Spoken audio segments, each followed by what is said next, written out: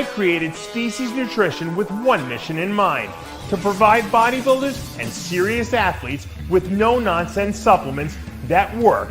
I put my name and reputation on every bottle of Species Nutrition products.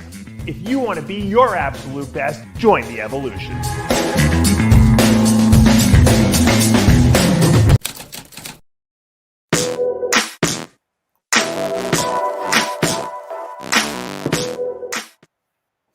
Live on RX Muscle, welcome to Ask Dave, 30-minute question and answer show with Dave Palumbo.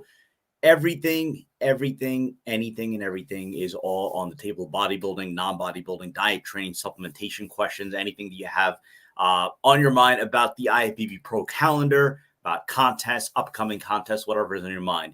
It is all on the table. You can ask your questions live in the comments section. We don't do this very often, but we figured change it up a little bit this week, get some live questions. And obviously we've been going live for the last few months with after hours on and off for the last few months with Heavy Muscle Radio. So we figured we would try this out as well. We're going to take your questions on the live feed. We're going to take questions off our Instagram. The first two questions, of course, on the show from the Dave Palumbo Experience app. First question. I'm on TRT 600 mg weekly. Would it make sense to take a break for, say, a month and use a PCT?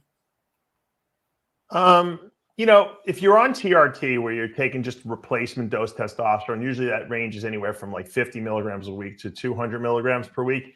There's really no reason to do a PCT and stop it, because you're really not seriously down-regulating androgen receptors, because you're kind of taking what we call a physiological dose, which would be comparable to what your body potentially can produce naturally.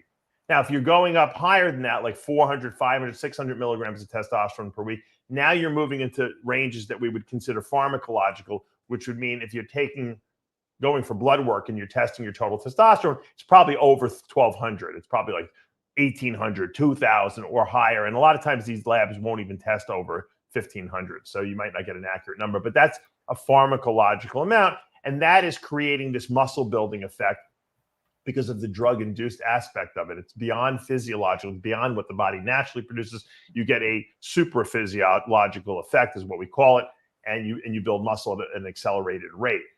If you do that for an extended period of time, you should come off the drugs so that you can resensitize those androgen receptors, because now they're being flooded with way more testosterone than they ever would be.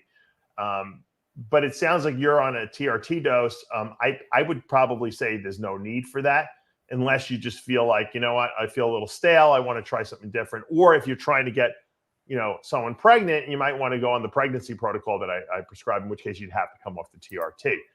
This question has come from the Dave Palumbo Experience app. And for those of you guys who are watching live and who maybe don't know what that is, it's an app I have.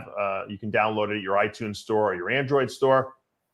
$29 a month. You get all the videos and writings I've ever done in my entire career in one place. All my protocols, off-season, pre-contest diets, drug protocols, everything in one place. Plus, you can ask me questions on the app. I answer everyone's questions in an open forum, so everyone sees everyone's questions and answers. And I also do a Q&A that's exclusive video, exclusive for the app, just like Ask Dave, except it's only for app members. They get that extra value every single week, and we put up a workout every single week. Lately, it's really picked up. We probably doubled our numbers over the last 5 or 6 months. I think people are finally catching on that, hey, this is a good resource to keep my knowledge going, making sure that I have a person I could always ask questions for, and for constantly watching all the other questions and answers, because you learn from that experience. So thanks for your support, guys, and give it a check out. Second question, again, these questions from the Dave Palumbo Experience app. Okay, so I thought he was asking you about this, about when you were going to compete in Classic Physique, but he wants to compete in Classic Physique. When you're getting your posing trunks for Classic Physique, there's a high cut and a low cut. What determining factor on your body should you make to choose either one?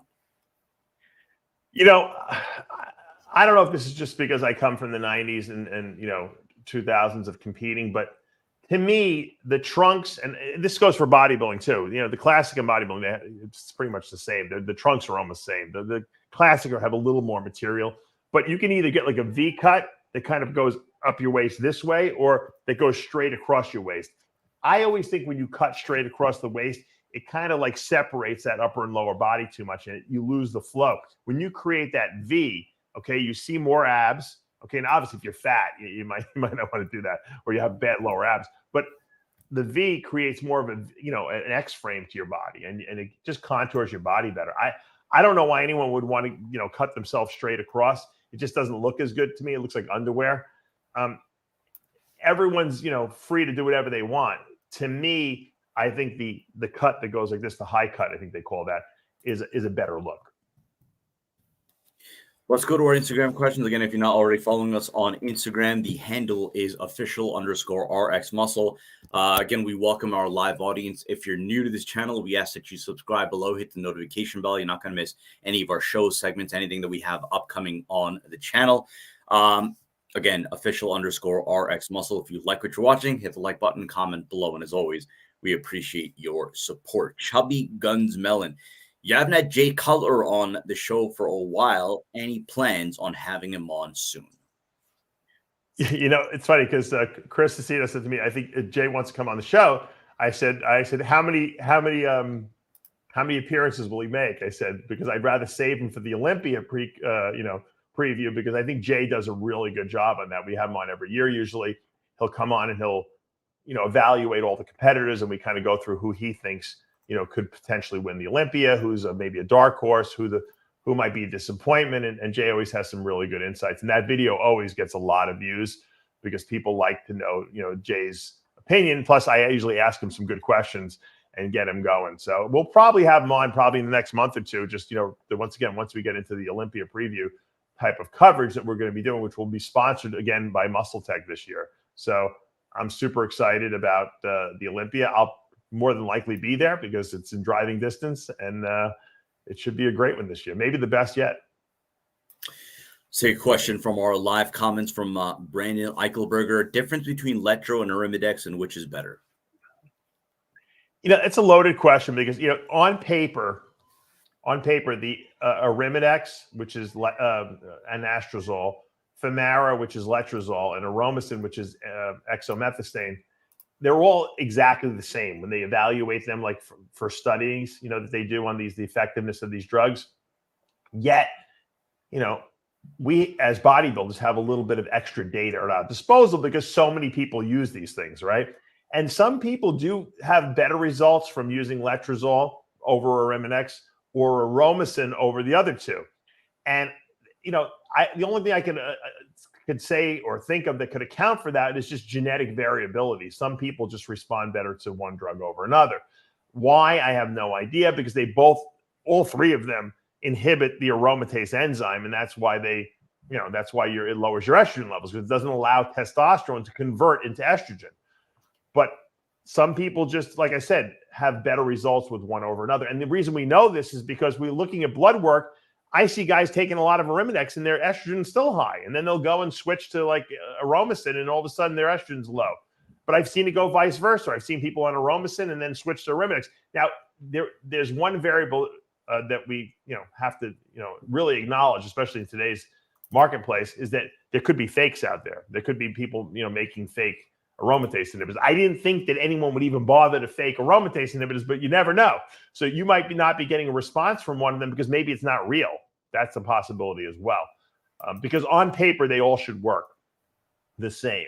And the best way to test out and see if it's working or not is, number one, does your side effects go away? Does the gyno go away? And if not, test your blood, your estrogen levels on blood work, and if it's still high, then the thing isn't working. If it's low and you still feel crappy, then maybe it's just, that's just your body. So, or it could be something else too. Like a lot of guys don't realize that estrogen is not the only thing that causes gynecomastia. If you have high prolactin levels, you can get what's called prolactin-induced gynecomastia, which is, I think it's actually worse, because not only are you getting the gynecomastia, the gland growth, but you're actually getting discharge a lot of times, like mucousy discharge from the nipple. I don't see it in a lot of people, but some people are prone to that. And that the drugs that increase prolactin levels would be like Decker and Trenbolone in some people. Other people, doesn't happen. So if you've had your gynecomastia taken out, then you don't have to worry about these things. But there is variability, and that's why it's worth mentioning all these situations. Got a really good one here from Esoteric Offering. Love the name. what was your exit strategy with competitive bodybuilding? And did you have a quote, a loss of a sense of identity once a lot of the tissue was lost? I'm kind of like a different situation. I'll tell you why. I competed in 04 and I said, you know what? I'm not competing anymore after my last show. I had in 03 and 02, I had placed second, and then I dropped down like a couple placings. And I was like, this isn't good. And I said, you know what? My shoulders were really getting bad at that point. And I couldn't really, it wasn't that I couldn't train anyway the way I wanted to, but I couldn't pose them the way I wanted to. I couldn't externally rotate my arm because it was not only just a pain factor, it just the shape of my humerus was no longer round. So I said, you know what? I don't want to be one of these guys that, gets up there and starts getting worse and worse and worse. So there's no reason for that. I said, plus I'm just putting my health in greater jeopardy. And I'd always said I wasn't going to compete ever past 40. I was like 34 at the time, 35. I said, I'm just going to stop. But I stopped competing, but I was still doing a lot of guest posings. And so it kind of kept me relevant. And I wasn't quite as big, but, I didn't need to be 280 to guest pose. I can be, at 255, 260, and I was on HRT, I still looked really good. And I was always very lean. People still wanted to hire me. I don't know. And so I was getting jobs. I wasn't even trying to get jobs. People just call me and say, you want to guest pose for me? And this was back in mid 2000s. There was still a lot of guest posing jobs available. And there's only so many guys that would be in shape all year round. So I was still doing that. So I was downsizing while I was doing guest posing. And then it just got to a point where I said, you know what? People would call me up. I'm like, I don't really want to guest pose. How about I come and do a seminar? So I kind of then just started doing seminars. And then by the time I was doing that, I was actually working for Muscular Development. I got the job Steve Bleckman had offered me, running their, starting their website, running the media website, which no one really had done yet. So I was so in that, I was so like engrossed in that, immersed in that. I forgot about bodybuilding. It didn't matter anymore. I was still going to more shows than I had ever gone to, and it wasn't. And MD was paying for it, and I was working my butt off, but I was so relevant because I was in the midst of everything. I was interviewing these guys, and I was still kind of big. I still was, 235, 240. So I slowly downsized, over many, many years. So it was never a big drop. And I just was always in the midst of, what I liked doing. And so I didn't even notice it. It wasn't like one day I stopped and then I was home alone and I'm like, what am I going to do with myself? It never got to that point. I was like always like doing something. And so that really is what saved me. And that's why I tell people it's good to start nurturing other business ideas or other projects prior to stopping competing, so that when you stop, you have another thing to kind of just transition into. It's not such a dramatic, like, what am I going to do now type of thing. I know I talked to Dexter about this, and Dexter said, he goes, when I quit, he goes, I'm going to do my own supplement company. I got stuff lined up. I'm promoting shows. I'm coaching people. So I think he also transitioned really, really well. You never see Dexter regret, stopping. He's always got a smile. He's got more smile on his face now than he ever had, when he competed. So I think it's at some point you just know it's the time, and that's when you do it. But some people I can understand who maybe had a major accident or a health issue pop up, and they just couldn't. They didn't want to stop, but it just cut their career short. Like what happened to Dennis Newman when he got leukemia, or Josh Lenartowicz when he got his the brain tumor. I mean that's hard. That's hard because it's not on your own terms. Don Long when he had the kidney problem. I understand that's a lot harder of a situation, but if you can do it on your own terms and plan it, it always works out better. Somebody asked about a CPAP machine. Have you ever used a CPAP machine? I'm trying to see. It's from Dutch 84. Have you ever used a CPAP? He says that he doesn't even have sleep apnea, but the recovery and quality of sleep is insane using a CPAP machine. A friend of mine was doing sleep studies and stuff, and he gave me a free machine. And I figured, you know what? I probably need it, right? I mean, I would snore and stuff like that when I was over 250. So I'm like, let me try it. I wore it for a couple nights in a row, and I probably didn't give it enough time. It wasn't like it was a bad night's sleep, and it wasn't like I felt better on it. So I just was like, it's a pain in the neck. I got to put this thing on my mouth or whatever. I think I had the nose cannula. You got to get used to. It's one of these things that if any of you guys out there use a CPAP machine, you have to get used to it. And it doesn't take like a week. It takes probably like a month or so, or 2 months to get used to it. And I just never gave it that much time because I didn't really need it that badly. However, I know friends of mine who it's so bad their sleep apnea. They snore so loud, like it's so obnoxious that they put that CPAP on it. It was like God came down and fixed them, because now they can breathe at night. They were waking up, on the hour, 60 times an hour. It was crazy, and they were getting terrible night's sleep. So for people who really need it, I think it's an excellent device. For people who don't really need it, you might just find it more annoying than anything. So now that I'm under like a certain, I think when I went under 230, I stopped snoring at all. So I don't even, I get a really good night. When I go to sleep, I sleep well now. I don't wake up. I don't wake myself. I remember I used to wake myself up snoring. I go, what's going on? And I would actually literally be gasping sometimes, when I was really heavy. I mean, so I can understand how, I probably needed it when I was 315, but I just, no one knew about CPAP. I don't even know if there were CPAP machines when I was that big. So if you need it, use it. There's nothing, it's only going to help you. But I don't think if you don't really need it, it might not really make you feel that much better. But, some people, this person obviously did feel that it worked for him. Alvaro Mapatarusa wants to know, sorry if I butchered the name, the best shredding supplement stack. It's really like a loaded question, and I'll tell you why. Because steroids don't burn fat. And, I've said this a million times before.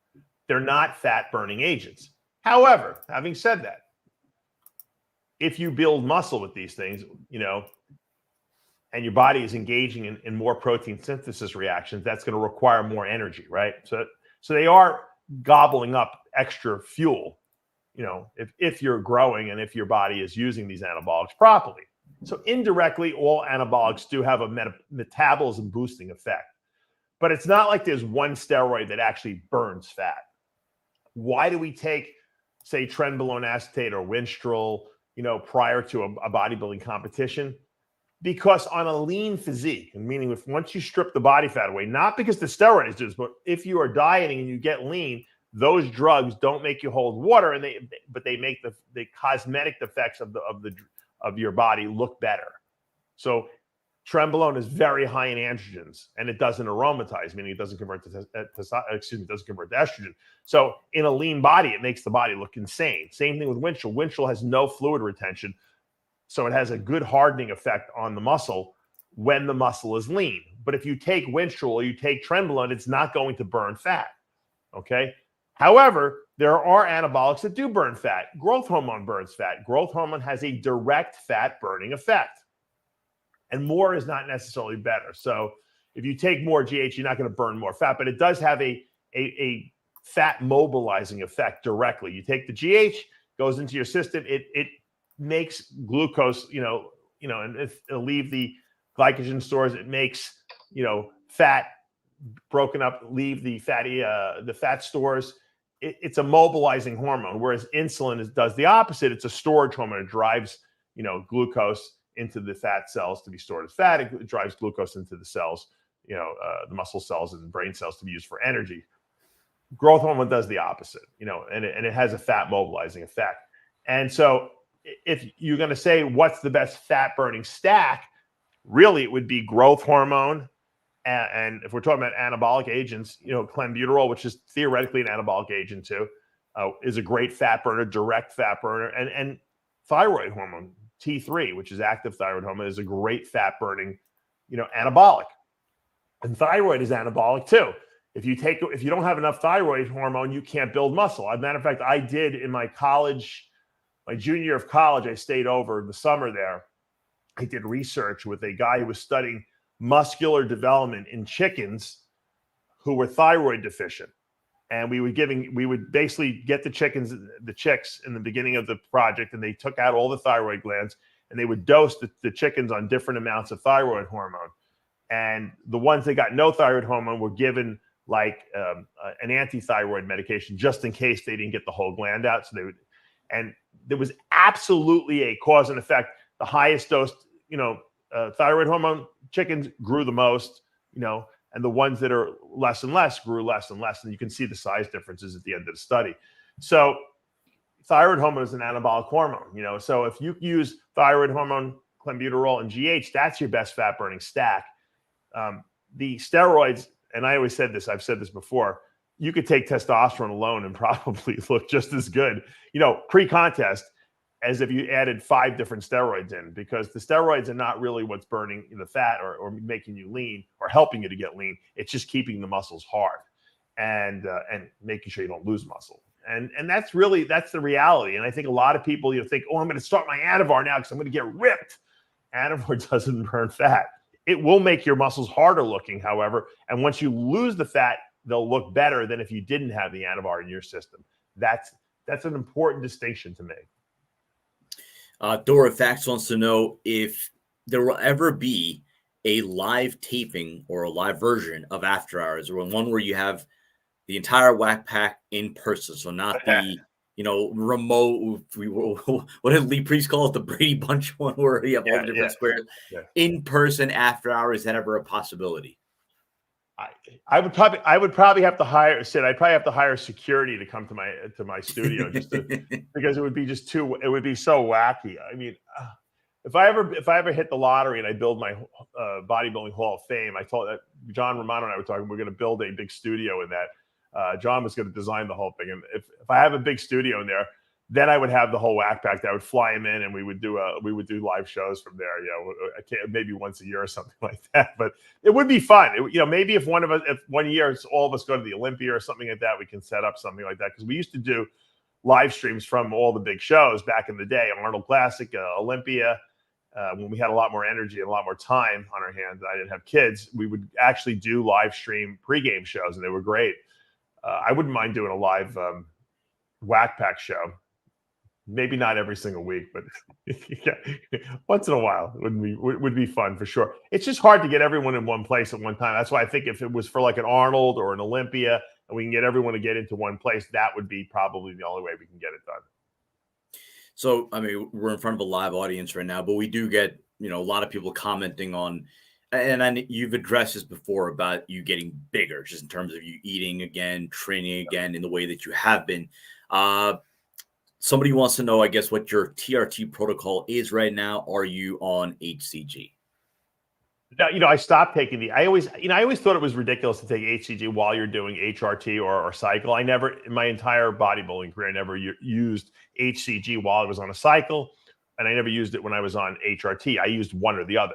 When I went off HRT, that's, for 7 years, because I was having my kids, I just was on HCG, all the time, essentially, to keep myself fertile. But now that it's been about it's probably been about 8 months I've been on HRT, and I stopped the HCG and I went on, I played around with different dosages. First, I went to 100 milligrams and my levels were just too high.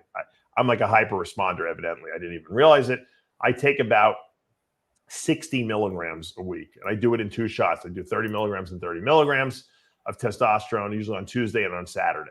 And that I haven't tested my levels on blood work, but I feel good. Like I'm at a good level where I have, good sex drive. I feel good, but I don't feel like I'm getting bloated. If I go over that, I get bloated. I feel like my legs get swelled up, and I look bigger, but I don't want my blood pressure going up or anything like that. So that's a good level for me, 60 milligrams a week. And I don't take any aromatase inhibitors whatsoever. And all I do is take a DHT blocker, because I'm a really, really high converter to DHT. So my testosterone converts to DHT super easily. So I've been on finasteride, I've told you this, probably 25 years now. And I just take that continuously. And I feel great at that level. And I went from, after my heart surgery, I was 182. I think I was down to 180, something like that, which is the lowest I've been since college. And I'm about 200 now. I hold 200. So I gained about 20 pounds.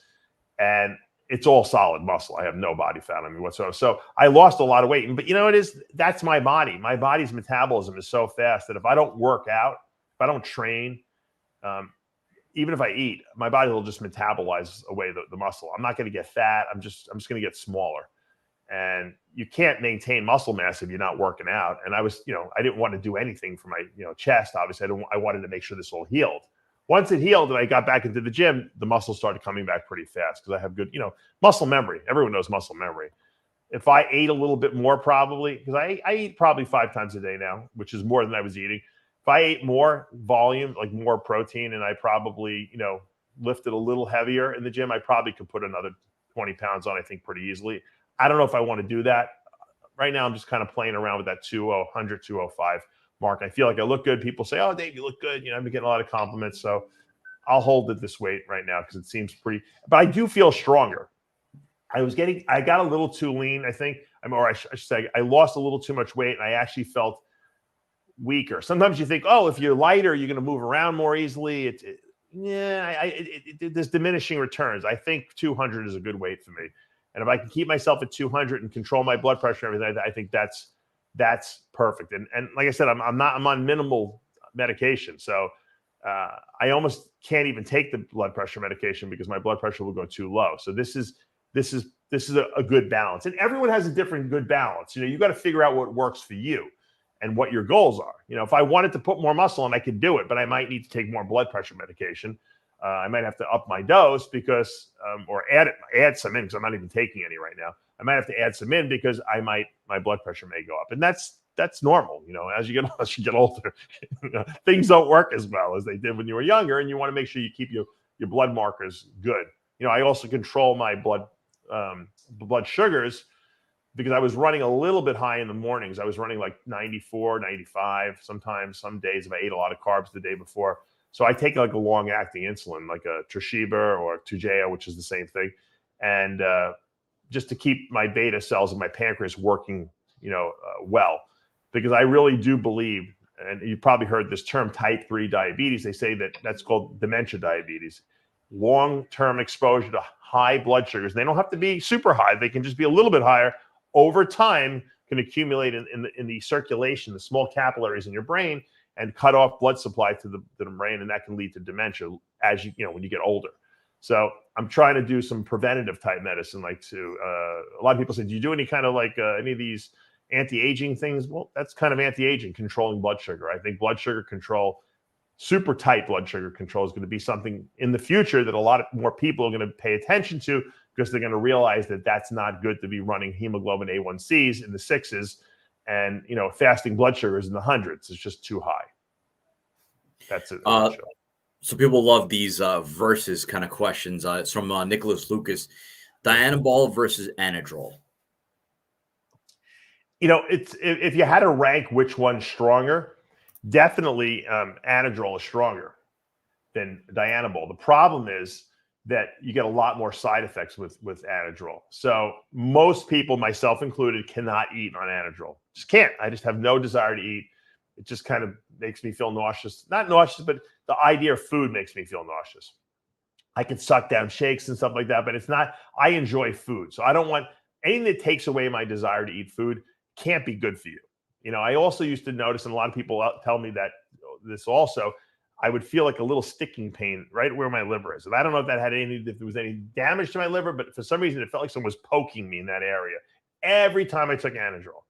So I said, you know what? If I can't eat, I can't grow. And if I can't, and if it's that toxic on paper, it probably is toxic. We're already putting our liver under stress. I said, I don't want to be involved in it. Now, Dianabol, on the other hand, doesn't seem to have the appetite suppressing effect that the Anadrol does. And it doesn't, it does cause some fluid retention. I know when I'm on Dianabol that I'm definitely more bloated. But that was a drug I was able to tolerate a little more, but I would never do more than 4 weeks of it. And once they came out with injectable Dianabol, I always liked that better because I felt like there was no side effects. I didn't feel any side effects to injectable Dianabol. And I felt it worked better for my body. I just don't think my body handles orals well. I know some people could take orals and it doesn't bother them whatsoever. I don't do well on orals. I don't like the way I feel on them. And you know what? I'm a very instinctual bodybuilder. If something doesn't feel right, then I know it's not right and I don't do it. And there's so many good injectables that I just don't understand why people feel a need to have to use orals, especially if their body doesn't respond that favorably to them. If you can't eat on them or you feel crappy on them, or a lot of people, blood pressure goes through the roof on those orals, then it's just not a drug that you should bother taking. And you know what the great thing about anabolics are? There's so many other ones that do the same thing that you don't even need to worry about. It's not like it's like, oh my God, if I don't take Anadrol, I'm never going to be huge. No, you could take testosterone and Equipoise and Decker and Tremblant. there's plenty of drugs out there that will build tons of muscle in your body. You don't need those 2 drugs. But if your body handles it well and you can eat your food and you don't feel that bad and your blood work shows that you're not really having any negatives, do short cycles of it. Short cycles of orals, 4 weeks is probably going to do nothing damaging long-term to your body. It's when you stay on them consistently, that's when the problem's going to happen. Nico Cantemir wants to know, after you finish a mass drug cycle, do you immediately do a competition cycle or in between do a PCT? If I was going to compete, okay, if I was on my competition normal schedule that I would compete once a year or maybe twice a year, and I did an off season, I would go from off season right into my contest diet and cycle, and then after the show was over, I would do my clean out. If, however, you're not competing for the year, you might want to do like a nice 20, 24 week off season cycle, take a 6 to 8 week break, clean out, and then do it again. And then the following year, you can do that. You're going to compete. You can do the mass cycle into the pre-contest and then take off. So if you're not competing, you definitely should take a break after probably 5 or 6 months. If you are competing, then I wouldn't shut it down until after because a lot of times guys take an 8-week break between the off season and the pre-contest, and they kind of go backwards too much. So you kind of want to start the contest cycle at your highest peak. All right, I got up to 280. I look great. I'm not that bad body fat wise. I don't want to go backwards. Let me then go into the contest prep, get through that, lean out, look my best, and then clean myself out. That's usually the way I do it with my clients too. So we have some conversation right now in the comment section. Guru Aminalai involved as well. So somebody asked your thoughts about Ozempic. Guru Amin responded in the comments saying that Ozempic is not safe. Ozempic is something that you've talked about quite a lot over the last couple of months. Kind of the miracle fat burning tool right now. Started out of Hollywood, and now a lot of people are on it. You've had a couple of months to see, maybe get some feedback on it. In your opinion, is Ozempic safe? Yeah, it's really a loaded question. I'll tell you why. Because it's safe for people who can take it safely. There are contraindications to using Ozempic or Manjaro. Manjaro is the new one. It's tiers of peptide. It's actually more potent. It's got 2 drugs in it rather than 1, and it works a little better. But they're both very, very good. And if you have thyroid problems or a history of thyroid problems, or you have a history in your family of thyroid cancers, you shouldn't take Ozempic. If you have a history or any kind of pancreatic issues, you shouldn't take Ozempic. So there are some contraindications.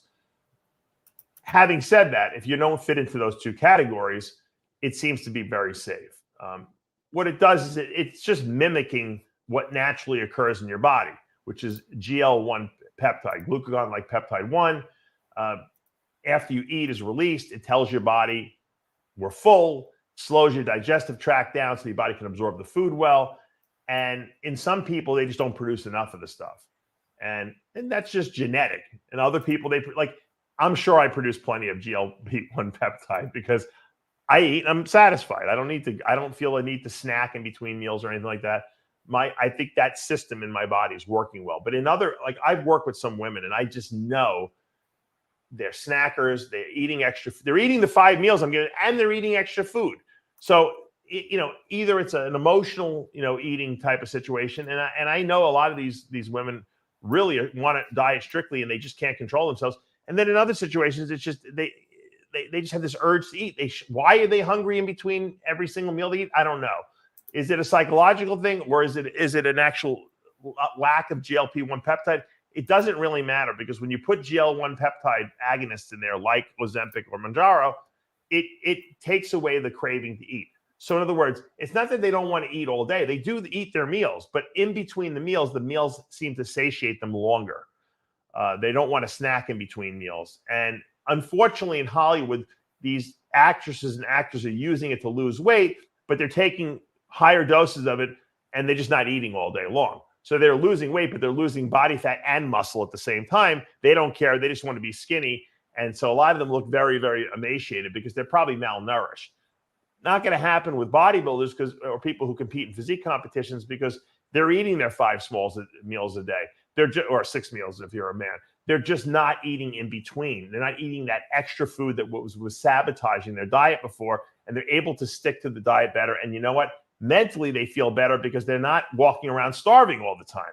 And the number one reason people fail on their diet is because they cheat, because they're hungry. And that's why I feel ketogenic diets work so well, because the brain doesn't use carbs as a fuel source, so blood sugar doesn't dip down and go too low, and your body doesn't have these cravings.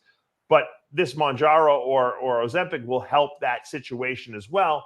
And it does have some direct fat burning effects. They don't know how it works, but it definitely helps burn fat directly, not just because you're not overeating.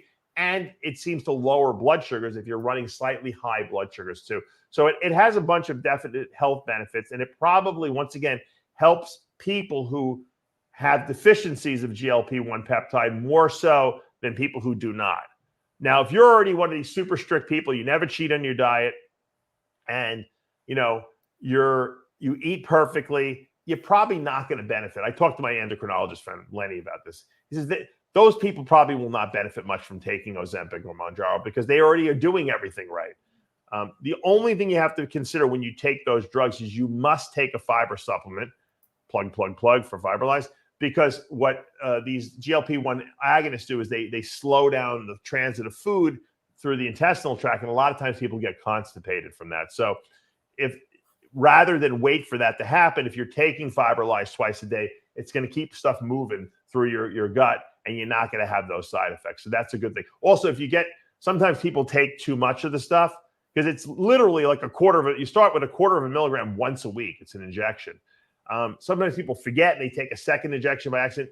The worst case scenario is you're going to be nauseous for a few days, because it can cause a little bit of nausea because it makes you feel like you're eating too much if you take too much of the drug. So you don't want, more is not better with that drug. You want to follow the dosing protocol that they give you, which is usually with the Ozempic, a quarter of a milligram for 4 weeks, then a half a milligram per week for 4 weeks, and they up you that way. And a lot of times, most bodybuilders don't go past a half a milligram once a week. So I think it's a good drug. Once again, as long as you don't have the contraindications and as long as you're using it responsibly. Got a lot of good questions in the live section, so we'll keep this rolling for a little bit more. Good philosophical one here from Bad Bobby Fit. Being as anabolics have been banned for decades, do you think if they were unbanned, that the quality, potency, and safety of PEDs, I guess, would improve? Imagine if science were allowed to make a jump in PED development. I think I'd equate this to the drug war, right? I mean, obviously, there is the criminalization aspect of it. He's asking more so from the safety and, I guess, the innovation aspect of it. What do you think would change or improve, rather, should anabolics become completely legalized across the board? Well, I mean, remember, drug companies develop drugs based on, demand and sales. I mean, the reason why there's so many of these GLP-1 peptides being released now and different drugs being released is because they work and there's a demand for them. If the government, legalized anabolic steroids, and you can go to your doctor and say, hey, you know what, I want to grow some bigger biceps, or I want a bigger pecs, and I want to start do a cycle, and the doctor could write a prescription for cycles, there might be a desire for these drug companies to develop better anabolic steroids, meaning steroids that had zero side effects but muscle building effects, kind of like Anavar. Imagine making an injectable form of Anavar, or another type of Anavar that maybe was more potent anabolically and still had no androgenic side effects, so that if women took them or men took them. I mean, that was the whole idea behind SARMs when they came out, but SARMs are really weak. So, yeah, I mean, anytime there's money being pumped into something, you're going to have, better drugs being produced. I mean, look what Patrick Arnold did. I haven't watched it yet, but I noticed on Netflix they have a big series on the whole Balco scandal, where Patrick Arnold, who we all know, at least a friend of mine, was making this undetectable anabolic steroid, and they were giving it to all the sprinters and runners for the Australian Olympics, and everyone was juiced to the gills on this stuff because they couldn't detect it, and everyone broke records and stuff like that. So we know this stuff works, especially when you don't have to stop, try to beat a drug test.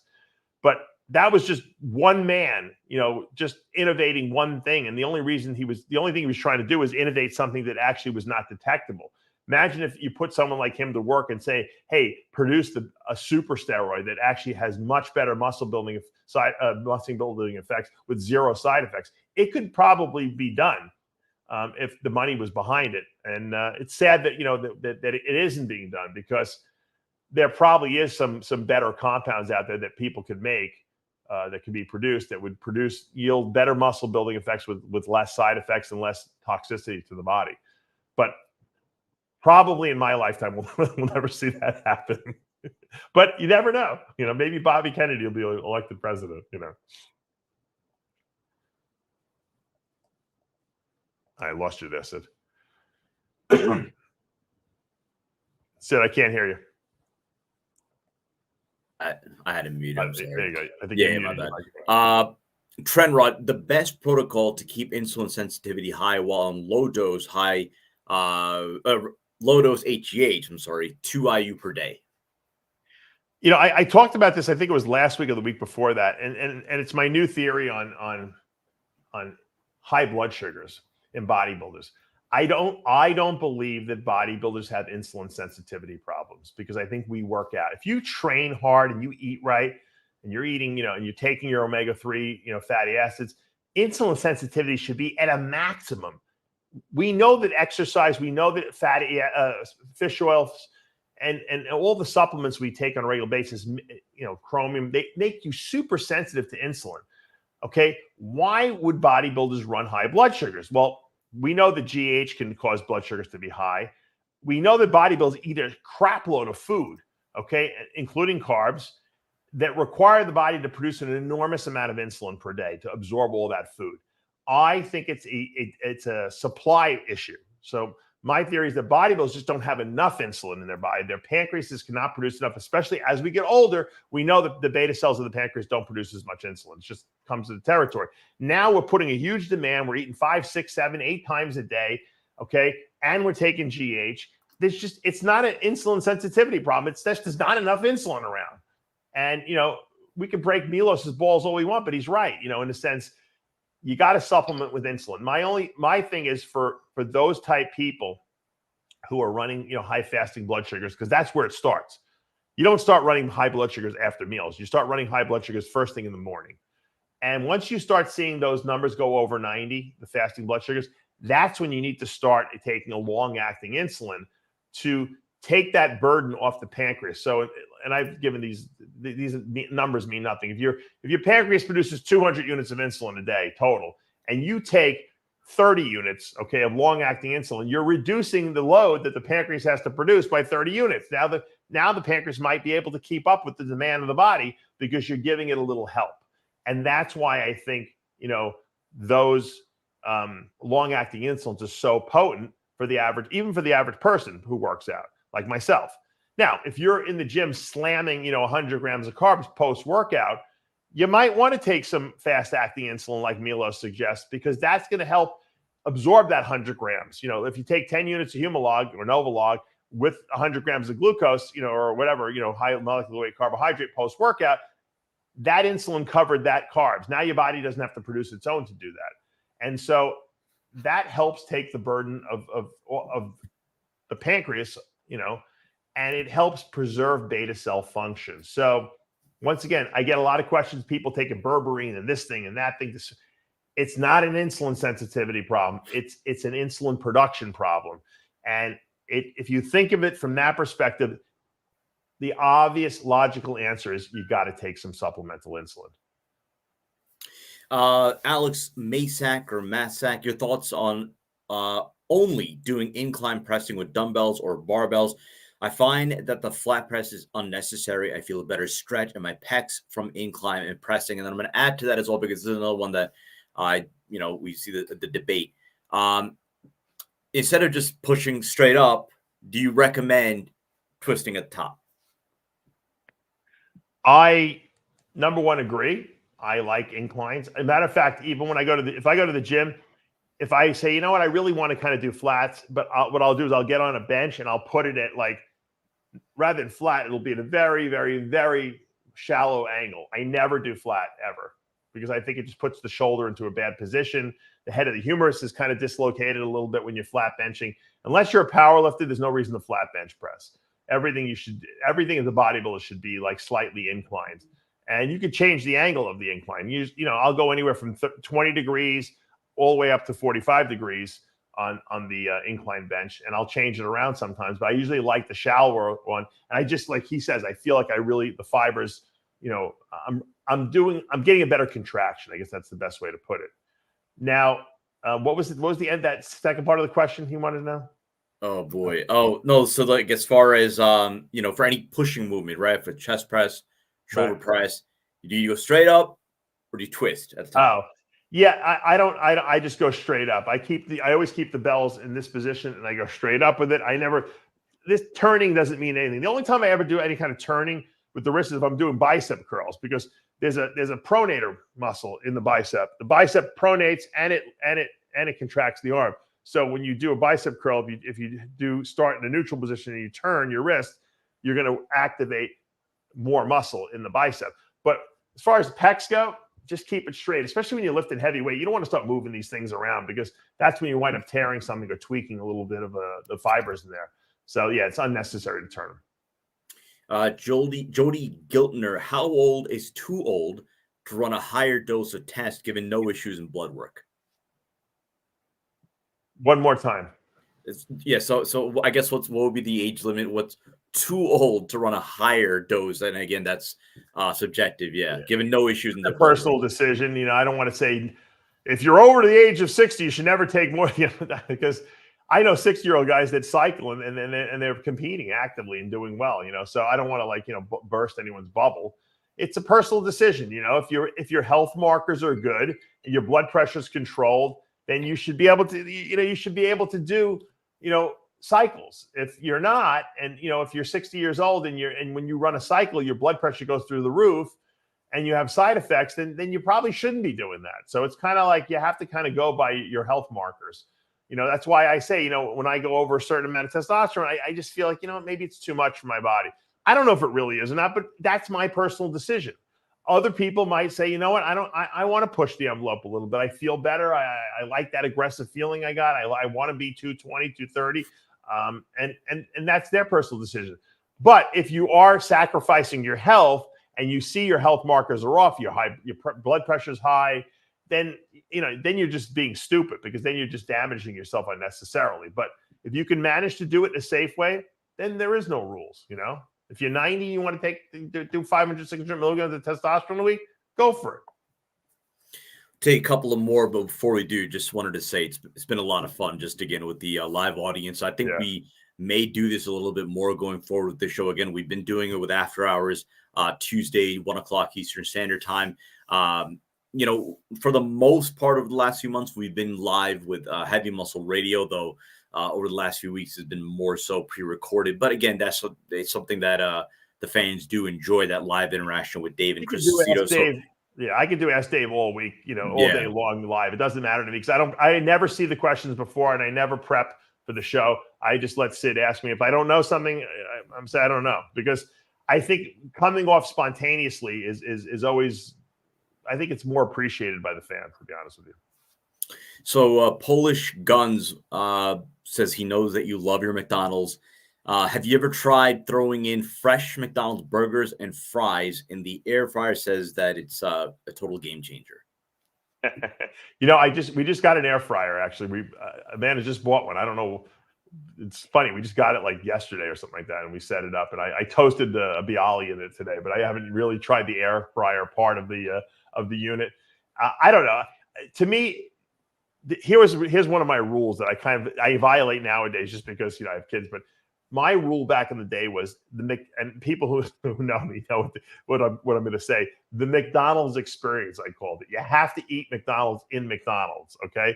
Because you need to eat it fresh. Once it gets a couple of days old, or a couple hours old, excuse me, it just doesn't taste the same anymore. And for some reason, when you eat it at McDonald's, it always tastes better. So the McDonald's experience is very important. If you have the ability to go into McDonald's and eat your meal in McDonald's, and it's always better. As a matter of fact, McDonald's was my office. I've told you this before. I used to go into McDonald's, I would have my meal, and I would meet, my different clients there, and I would do diets for them. right at McDonald's in one of the booths in the middle of all throughout the middle of the day. Sometimes I'd be there for 3-4 hours. And they loved me there because I was there every single day. And literally, because there's no one in there like in the middle of the day, but people are in school, I would do 2-3 consults in there all the time. And people found it hysterical that we were doing it at McDonald's, but it actually was a very comfortable environment. You know, in the summer, they have great air conditioning in there. It's quiet. I sit by the window, the light's good, and I can eat my food while I'm doing my consult. And I did that for many, many, many, many years because I never had an office, you know.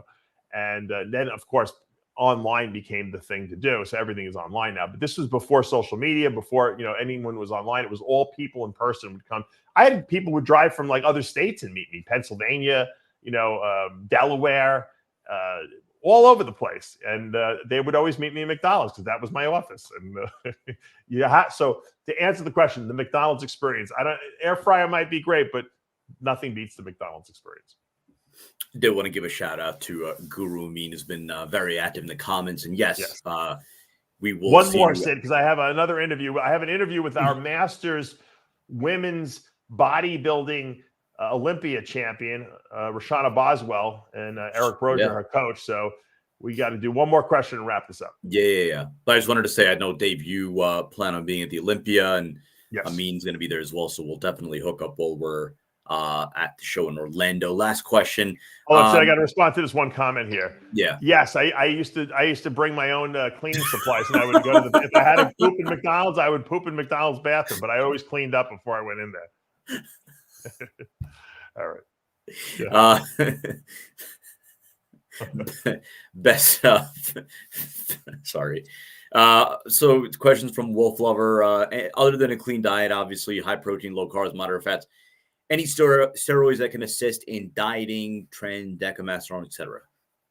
I think we covered this earlier, didn't we? No, I don't think we. I know you and I discussed. I don't know if we did I ask it over the show or. Yeah, you did. But I said steroids don't burn fat. Okay, you're right. Okay, so I think somebody else asked a similar question. So, go on. Right. But my pre-contest cycle that I like is testosterone. You know, the last 6 to 8 weeks, testosterone, Trenbolone, acetate, Masteron, and Winstrol with Halotest in the last 2 weeks. So that is my favorite. Does it burn more fat? No, but it definitely makes a lean body look very hard. So that is my cycle. Dave Smith wants to know, how many statues total does Greg Valentino have in his backyard? You know, I've never been there to actually count them. But Dave, if you're willing, I know you're not too far from him. Why don't you drive up there and count them for us, and we could do a poll. We can have a contest. Whoever guesses the closest to the real number will win some kind of a prize that we'll give away. And you know, maybe someone will nail it right on the head. You know, because. And Greg is always adding and taking away, but I guess you'd have to do a final tally and count, and you keep that a secret, and then we would put it out there. Okay, let's vote. People would vote. We give everyone maybe 48 hours to vote, and then we would announce the winner, or we'd say the real number of statues. So let's do Somebody that. wants, if you can close the show out with this, to hit a bicep shot. And then the hater, it said the haters can send in theirs to compare. Oh, here we go. Oh, this is happening. Let's go. Let's go. Wait, no, hold. You gotta fold it. You have the stack blocking, laptop blocking. There we go. Let's go. There's your thumbnail right there. All right. I still got it. All right. You know, it's funny. What happened? Sid left. I lost you for a second. I thought you got too excited. I think on that note, we are going to end this. But again, we had a lot of fun with the live audience, so we should be planning on doing this again. I think what we will do, though, is going forward, we will give a little bit more of an advance notice that we are going to be going live, so that you know, we could spend some time together. It was a lot of fun. This was kind of last second, but we do appreciate you joining us and for all your active participation on this show, and as always throughout the course of the week on any of our live programming, and of course on the channel. If you haven't already done so, subscribe below, hit the notification bell, so if we do go live, you will be notified immediately, but we will give advance notification if we do go live going forward. For Dave Palumbo, I'm Sadiq Faruqi. Thank you for joining us. We'll see you next time.